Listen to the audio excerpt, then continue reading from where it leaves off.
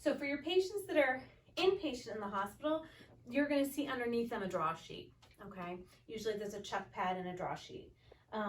So it's a useful tool for a patient who needs quite a bit of help to use that to help them maneuver in bed. So I would try to get an aide or a nursing assistant or a nurse or someone to assist me with this. We'd have 2 people here.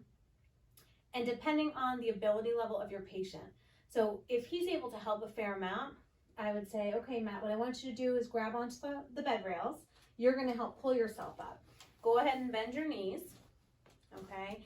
And then on 3, myself and the other person are gonna lift from the draw sheet, okay? So if you can imagine there's another person there. On 3, you're gonna push through your feet as much as you can, lift your hips, and we're gonna scoot up in the bed, okay? So I'm gonna take this pillow out. I would have the head of the bed level, and we would adjust the height of the bed so that it's a good height for the 2 people. If one of us is significantly taller, it'll be somewhere in the middle, and that person will have to just bend down a little bit more.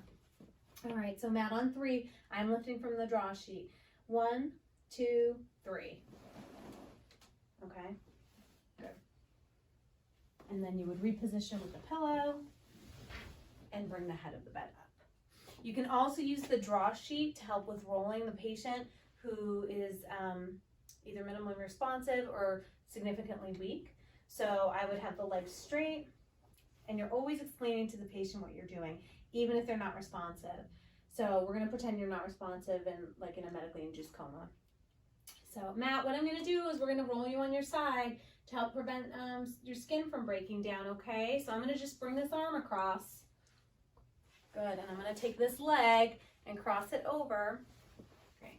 Then I can pull with the draw sheet as I guide the arm. It gives me better leverage, so he's not helping at all, and that makes it pretty easy for me. And then again, I could position him with a pillow behind his back and a pillow behind his knees if we were gonna be rotating him side to side every 40 minutes, okay?